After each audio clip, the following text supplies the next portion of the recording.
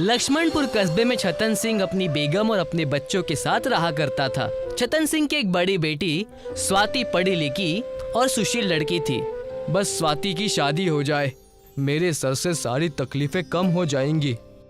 आप इसकी फिक्र क्यों कर रहे हैं जी? स्वाति अच्छी लड़की है, उसकी शादी जरूर एक अच्छे घराने में होगी। आप निश्चिंत होकर अपने काम पर जाइए, मैं खाना स्वाति के हाथों भेज दूंगी। छतन सिंह एक किराने की दुकान में नौकरी किया करता था और हमेशा अपने मालिक के ताने और ग्राहकों से डांट सुना करता था। मुझे 1 किलो बासमती चावल दे देना, आज घर पर बिरयानी बनानी है। अरे वाह बहन जी, ये बड़ी अच्छी बात है। 1 किलो बासमती चावल पूरे 200 रुपए के हैं, पैसे दीजिए। 200 रुपए? तुम्हारा दिमाग खराब तो नहीं हो गया है? 200 रुपए चावल कैसे हो सकते हैं? आस पड़ोस की दुकानों में तो 120 रुपए किलो है। वो क्या है ना बहन जी कि ये सारी कीमत मेरे मालिक ने तय की है। अगर मैं इसे कम में बेचता हूँ तो मुझे बहुत डांट पड़ती है। उनसे कहिए अब से मैं आपके इस घटिया दुकान में नहीं आने वाली हूँ और सबको मना करने वाली हूँ कि और कोई भी इस दुकान में ना आए। वो औरत दुकान पर से गुस्से में चली जाती है। इतने में वहाँ पर छतन सिंह का मालिक आ जाता है, जो ये सारी बातें सुन लेता है और छतन सिंह को डांट कर कहता है, तुम हो ही नहीं किसी काम के, तुमसे कुछ नहीं होने वाला। मैं तुम्हें अभी नौकरी से निकाल रहा हूँ। मालिक, आप ये कैसी बातें कर रहे हैं? मैं आपके यहाँ 20 साल से काम कर रहा हूँ, ऐसा ना कीजिए। एक ग्राहक तो तुमसे संभाला नहीं जाता, चले जाओ यहाँ से, दफा हो जाओ। पता नहीं किस काम के हो और दोबारा अपनी शक्ल कभी मत दिखाना। छतन सिंह वहाँ से जा ही रहा होता है कि स्वाति बाहर से टिफिन का डब्बा लिए उसे रास्ते में मिलती है और उसे मायूस देखकर उससे कहती है, क्या हुआ पिताजी, आप ऐसे परेशान क्यों हैं और इस तरह इतनी तेज धूप में कहाँ जा रहे हैं? मैं क्या करूँ बेटी, मेरी किस्मत ही फूटी हुई है। तुम्हारी शादी करवाना चाहता हूँ, लेकिन हमेशा कोई ना कोई तकलीफ मुझे परेशान करती ही रहती है। लेकिन हुआ क्या है? आप इतनी टेंशन में लग रहे हैं। अगर आप इतने टेंशन में रहेंगे तो आपका बीपी बढ़ जाएगा, बताइए तो। तब जाकर छतन सिंह उसे अपनी सारी तकलीफ बताता है। पिताजी की परेशानी देखकर स्वाति के आंखों में आंसू आ जाते हैं। तुम क्यों रो रही हो बेटी? इन सब में मेरी ही गलती है। मेरे सारे दोस्त बेईमानी करके आगे निकल गए और एक मैं हूँ जिसे बेईमानी करना नहीं आता तो कुछ ना कर पाया। दोनों वहाँ फिक्र में खड़े ही थे कि उन्हें कुछ आदिवासियों के झुंड ने घेर लिया, जिसे देखकर दोनों हैरान रह गए। बागड़ बोल, इन दोनों बाप बेटी को हमारे घर ले चलो। हाँ, बागड़ बोल की जय, ले चलो। छोड़ो हमें, छोड़ो, छोड़ो, छोड़ो हमें, छोड़ो मुझे। उन आदिवासी के पूरे झुंड ने उन्हें कैद कर लिया और अपने इलाके में ले गए, जहाँ छतन सिंह और स्वाति ने देखा कि स्वाति की माँ यानी छतन सिंह की बीवी पहले से ही वहाँ पर कैद थी। भाग्यवान, तुम यहाँ क्या कर रही हो? कौन है ये लोग और हमसे चाहते क्या है? मैं घर से बाहर बाजार की ओर राशन लेने जा रही थी। सोचा था कि बिरयानी बनाऊंगी और इन लोगों ने मुझे अगवा कर लिया। न जाने ये हमसे क्या चाहते हैं। हमें कैद कर कर क्यों रखा गया है? मैं और मेरा परिवार दर्द से करा रहे हैं। हमें छोड़ दो, हमसे चाहते क्या हो? तुम छतन सिंह हो ना, जो उल्टा पैदा हुआ है, और वही छतन सिंह जिसने कभी कोई चोरी का काम ही नहीं किया। जी, मैं वही छतन सिंह हूँ, लेकिन तुम मेरा नाम और ये सब कैसे जानते हो? तुम हो कौन? तुम मेरी बातें छोड़ो, इस पत्थर को देख रहे हो? इस पत्थर का मैं क्या करूं? इस पत्थर पे से तुम्हें 10 बार छलांग लगानी है। अगर तुम इसमें कामयाब होते हो तो मैं तुम्हें एक तोहफा दूंगा। तब तुम मेरे परिवार को छोड़ दोगे? मेरा वादा है तुमसे। उन आदिवासियों ने मुखिया के कहते ही छतन सिंह को छोड़ दिया और छतन सिंह उस बड़े से पत्थर पे से छलांग लगाने लगा। जैसे ही 10 छलांग छतन सिंह के पूरे हुए, वो पत्थर एक खूबसूरत लड़के में बदल गया। उस लड़के को देख के सारे आदिवासी झूमने लगे। मेरा बेटा वापस आ गया, शुक्रिया तुम्हारा। बागड़ बोल महाराज की जय, मैं उनका हमेशा आदर करूंगा। ये हुई ना बात, लल्लन अब वापस आ गया। ये सब क्या है, कोई मुझे समझाएगा? चोरी और लालच के श्राप के वजह से मेरा बेटा पत्थर बन गया था। ये श्राप से तभी रिहा हो सकता था जब कोई उल्टा पैदा हुआ इंसान जो ईमानदार और सच्चा हो इस पत्थर पे से 10 छलांग लगा लेता। तो जो तुमने आज कर दिया, पिछले 2 सालों में ना जाने में कितने लोगों को लेकर आया। तुम्हारा काम हो गया तो अब क्या हम यहाँ से जा सकते हैं?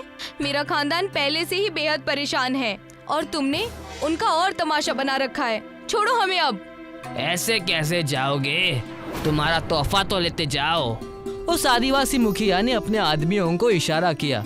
वहाँ से उनमें से एक चमकता हुआ हैंडपंप लेकर आ गया। तुमने हमें इतना परेशान किया इस हैंडपंप के लिए? ये कोई मामूली हैंडपंप नहीं है, ये जादुई हैंडपंप है। जब तुम इसे चलाओगे तो इसमें से तुम्हारी मन पसंदीदा चीज निकलेगी। क्या सच? और तुम ये मुझे दे रहे हो?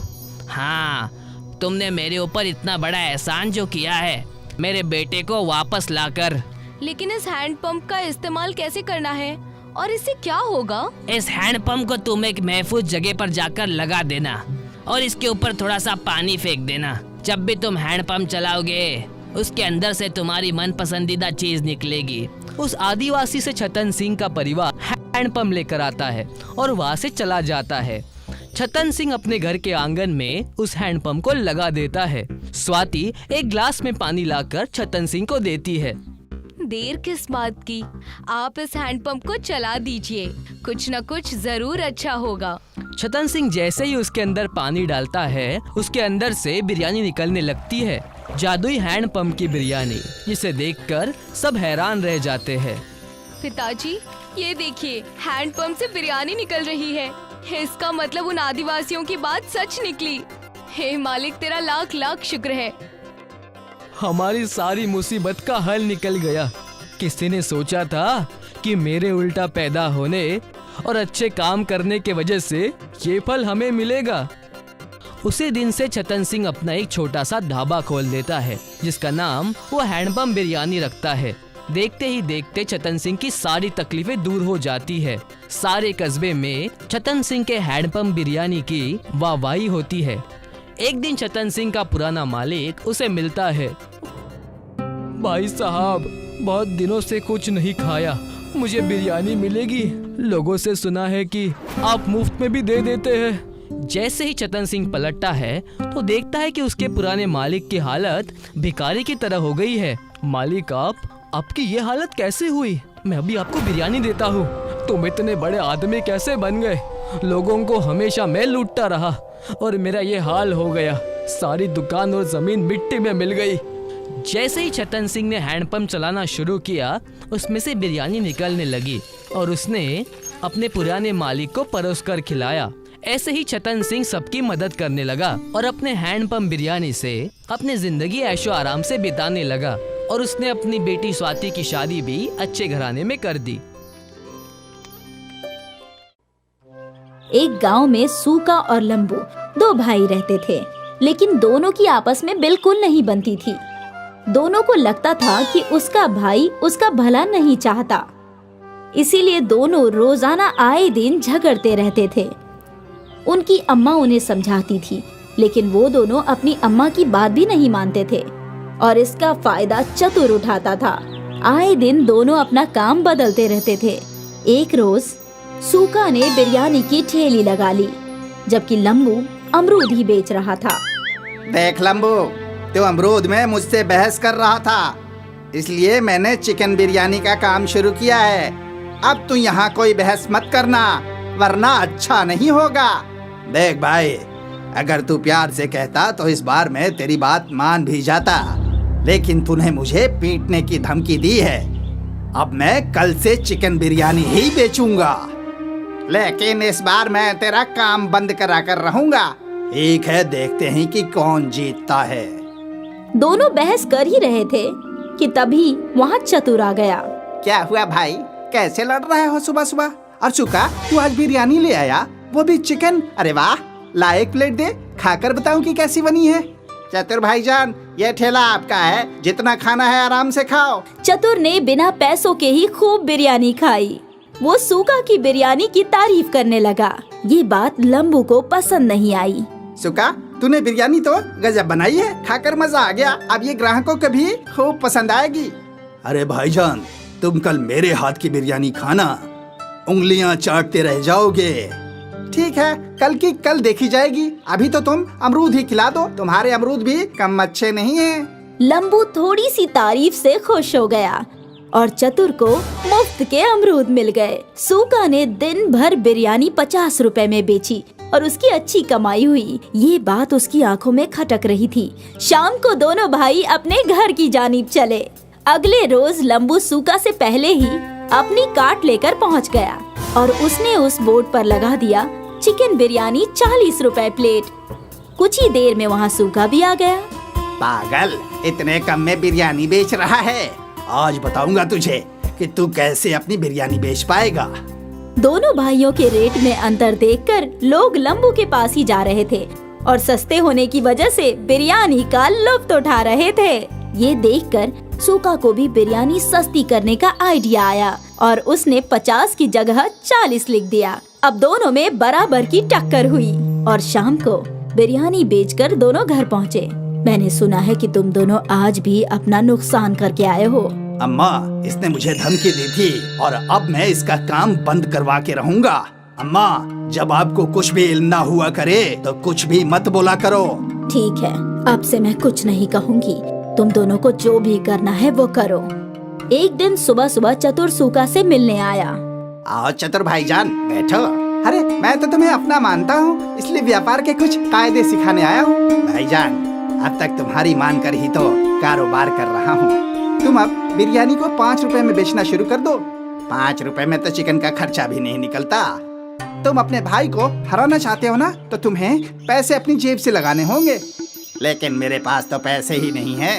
तुम्हारे ये भाई कब काम आएगा? जितने पैसे तुम्हें चाहिए मैं दूंगा। जब तुम कुछ कमा लो तो मुझे वापस कर देना। चतुर ने सूका को कर्जा दे दिया और सूका ने 5 रुपए चिकन बिरयानी का बोर्ड लगा दिया। उसके पास लाइन लग गई। लोग टोकन लेकर अपनी बारी का इंतजार कर रहे थे। लंबू ये देखकर दुखी हो रहा था। तभी वहाँ पर चतुर पहुँच गया। क्या हुआ लंबू, तुम मायूस क्यों हो? अंजाम सामने है और आप मुझसे मायूसी की वजह पूछ रहे हो। तो तू भी 5 रुपए में बिरयानी बेचनी शुरू कर दे। मेरे पास इतने पैसे ही नहीं है। ना जाने सूका के पास पैसे कहाँ से आ गए। तुम फिक्र मत करो, मैं तुम्हें कर्ज देता हूँ और तुम भी अब 5 रुपए में बिरयानी बेचना शुरू कर दो। चतुर ने लंबू को भी कर्जा दे दिया और दोनों भाई 5 रुपए में चिकन बिरयानी बेचने लगे। आइए आइए, 5 रुपए में चिकन बिरयानी खाइए। आइए आइए, 5 रुपए में चिकन बिरयानी खाइए। एक प्लेट में चिकन के 4 बोटियाँ, जायकेदार और किफायती चिकन। एक प्लेट में 5 बोटियाँ और सिर्फ 5 रुपए में। दोनों भाइयों की दुश्मनी का लोगों ने जमकर फायदा उठाया और 5 रुपए में भरपेट बिरयानी खाए। आज दोनों भाई दोपहर को ही सारी बिरयानी बेचकर घर पहुँचे। कितना कमाया आज। सूखा और लंबू ने अम्मी जान को सब कुछ सच बताया। अच्छा, तो तुम दोनों को पैसे चतुर ने दिए थे। अब तुम खुद सोच लो कि वो क्या चाहता है। अम्मा, हमें माफ कर दो। हाँ अम्मा, हम आज से आपस में नहीं लड़ेंगे। जितना हम लड़ाई करते रहेंगे उतना दूसरे लोग फायदा उठाएंगे।